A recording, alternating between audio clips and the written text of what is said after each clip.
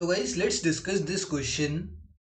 Question is, in case of dash ogive, the cumulative frequency uh, total tends to decrease. तो यहाँ पर आना चाहिए था total cumulative frequency tends to decrease. तो ये सिंपल बात ये बोल रहा है कौन से दो टाइप्स के हमारे पास ओजाइव होते हैं. ठीक है. First one is a more than ogive. ठीक है. एक को बोला जाता है more than ogive and the second one is less than ogive. इन दोनों में से कौन से टाइप का ऐसा ओजाइव पूछा है. इन दोनों में से ये एक आंसर है. In case of which type of ogive the cumulative frequency tends to decrease.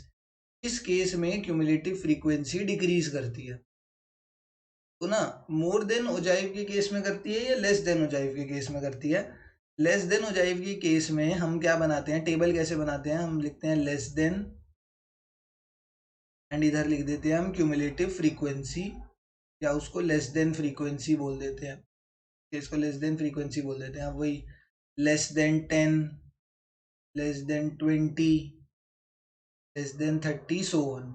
अब ना एक टेबल अपने पास रखते हैं, एक normal frequency distribution table, and उसमें से more than and less than table बनाते हैं. तो अपने आप पता लग जाएगा किसकी क्यूमुलेटिव फ्रीक्वेंसी डिक्रीज कर रही है. आंसर तो मैं तुम्हें बता दूंगा, आंसर तो मोर देन हो जाएगा होगा, बट तुम्हें रीजन भी पता होना चाहिए ना. तो क्यूमुलेटिव फ्रीक्वेंसी और फ्रीक्वेंसी, सॉरी क्लास इंटरवल्स और frequency 0 to 10, 10 to 20, 20 to 30 and frequency हो गई 2, 3 एंड 7. ठीक है. 2, 2, 3 एंड 7 नहीं, 1 ले लेते. 2, 3 एंड 1. अब यहाँ पे लेस देन टेबल जब मैं बनाऊंगा तो लेस देन 10 में कितने आ गए, लेस देन 10 में सिर्फ ये 0 से 10 वाले इंटरवल वाले आएंगे तो 2 हो गया. लेस देन 20 में कितने आ गए, लेस देन 20 में ये भी आ जाएगा एंड 3 भी आ जाएगा. कितना हो गया, 2 भी आ जाएगा एंड 3 भी आ जाएगा, क्योंकि लेस देन 20 में 0 से 10 वाले भी सारे आएंगे एंड 10 से 20 वाले भी सारे आएंगे.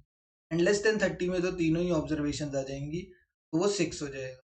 तो अगर तुमने एक चीज़ यहाँ पर नोटिस करी हो, जब मैंने लेस देन फ्रीक्वेंसी टेबल बनाई तो जो मेरी क्यूमुलेटिव फ्रीक्वेंसी थी वो क्या कर रही थी, my cumulative frequency is increasing. Cumulative frequency क्या कर रही है, इस टेंड्स टू इंक्रीज. जैसे जैसे मैं आगे बढ़ रहा हूँ वैसे वैसे मेरी क्यूमुलेटिव फ्रीक्वेंसी भी बढ़ रही है. बट जब मैं मोर देन ओजाइव बनाऊंगा तब देखना क्या होगा. मोर देन ओजाइव बनाते हैं, यहाँ पर मोर देन फ्रीक्वेंसी लिखते हैं. ये फ्रीक्वेंसी नहीं है, यहाँ पर भी ये फ्रीक्वेंसी नहीं थी, ये लेस देन फ्रीक्वेंसी थी. एंड इधर भी ये फ्रीक्वेंसी नहीं है, ये मोर देन फ्रीक्वेंसी. नॉर्मल फ्रीक्वेंसी नहीं है, ये कौन सी वाली है, मोर देन फ्रीक्वेंसी है. अब मोर देन 0, हमेशा जब भी मोर देन टेबल बनाएंगे तो लोअर लिमिट को रेफरेंस रखते हैं, एंड जब लेस देन टेबल बनाते हैं तो अपर लिमिट से देखते हैं. तो more than 0, more than 10, more than 20. More than zero में तो सारे ही आ गए ना. मोर देन जीरो में तो 0 to 10 भी है, 10 to 20 भी है, 20 to 30 भी है, तो सारे आ गए ना. हो गया 6. मोर देन 10 में ये हट गया, अब सिर्फ मोर देन 10 में एक ये वाला इंटरवल रह गया 10 से 20 एंड 20 to 30. 3 + 1 4 आ गया. एंड मोर देन 20 में सिर्फ यही वाला इंटरवल आएगा तो 1 आ गया. अब मैंने क्या देखा, यहाँ पर क्यूमुलेटिव फ्रीक्वेंसी क्या कर रही है, डिक्रीज कर रही है.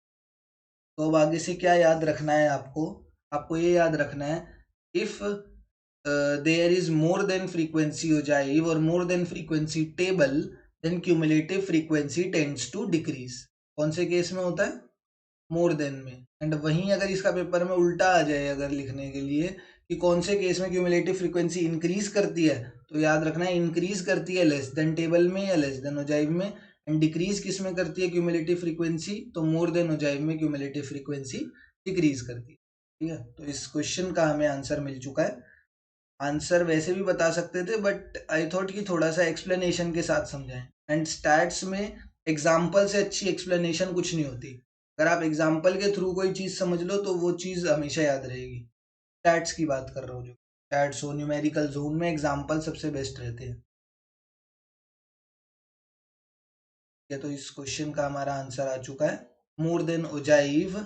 In case of more than ogive the cumulative frequency tends to decrease.